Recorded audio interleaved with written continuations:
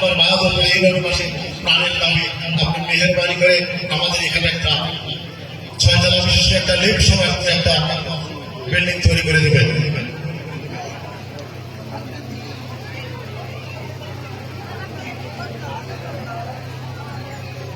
সম্মানিত মহোদয়, আপনি জানেন আমরা একাডেমিক যে ক্লাসরুমটা ছিল সেখানে আমরা একটা প্রশাসনিক ভবন করে অধ্যক্ষ রুম তৈরি করেছি। আমাদের কোনো এখানে প্রশাসনিক ভবন নেই। প্রশাসনিক ভবন না থাকার কারণে ক্লাসরুমগুলোর মধ্যে আমরা অধ্যক্ষ প্রশাসন করেছি। স্যার আপনি মেহেরবানি করে এই যে আপনি দেখতেছেন আমাদের সামনে শহীদ মিনার রয়েছে, শহীদ মিনারের পাশে টিনের ঘরটা রয়েছে। স্যার আপনি মেহেরবানি করে আমাদের এখানে একটা সুন্দর একটা প্রশাসনিক ভবন অনুমোদনের জন্য যাবতীয় ব্যবস্থা গ্রহণ করবেন। স্যার এটা আমাদের 8 নম্বর ইউনিয়নবাসীর এবং আমাদের কলেজের পক্ষ থেকে আপনার কাছে অনুরোধ এবং নিবেদন। সম্মানিত এমপি মহোদয়, আপনি জানেন যে নারীরা বর্তমান সমাজে অনেক এগিয়ে রয়েছে। কবি কাজী নজরুল ইসলামের ভাষায় বলতে হয়, পুরো এককালে হয়নি কো জয়, পুরুষের তরবারি প্রেরণা দিয়েছে, সাধনা জুগিয়েছে বিজয় লক্ষ্মী নারী।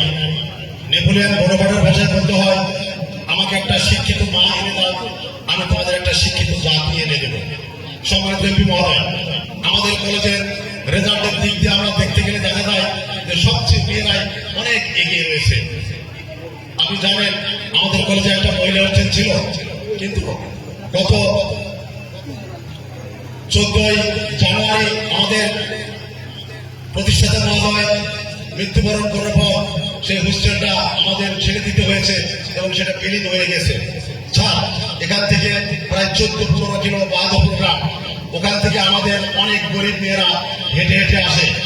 স্যার আমি দেখেছি যখন হুন্ডানে যখন গিয়েছি অনেক সময় দেখা যায় যে অনেক মেয়েরা টাকার অভাবে তারা ভ্যানে উঠতে পারে না।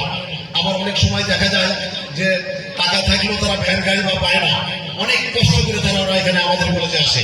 শুধু তাই নয়, এদিকে সাতঘরা থেকে অনেক মেয়েরা অনেক কষ্ট করে স্যার আসে, অনেকের টাকা অভাবে গাড়ি পায় না বা হেঁটে হেঁটে চলে আসে। এদের কষ্টের দিকে দেখে স্যার আমার চোখে পানি অশ্রু বিসর্জিত হয়ে যায়। স্যার অনুগ্রহপূর্বক আমি আপনাকে করজোড়ে নিবেদন করব, আমাদের 8 নম্বর বাহাদুর ইউনিয়নের পক্ষ থেকে, বালাসুর সিদ্দিক হোসেন ডিগ্রি কলেজের সকল শিক্ষক কর্মচারীর পক্ষ থেকে, ছাত্রছাত্রীদের পক্ষ থেকে আপনাকে অনুরোধ করবো স্যার আমাদের কলেজে মসজিদের পশ্চিম পাশে একটা সুন্দর মহিলা হোস্টেল আপনি তৈরি করে দেবেন স্যার, এবং মহিলা হোস্টেলের জন্য যাবতীয় যা যা প্রয়োজন সবকিছু অনুমোদনের আপনি ব্যবস্থা করবেন স্যার। সম্মানিত এমপি মহোদয়, আপনি জানেন যে আমাদের কলেজের পশ্চিমে নাচন থানা রয়েছে। নাচন থানায় নাচনদের সরকারি কলেজ বর্তমানে সেটা বেসরকারি ছিল, ওটা 1971 সালে প্রতিষ্ঠিত হয়েছে বা সরকারিকরণ হয়েছে।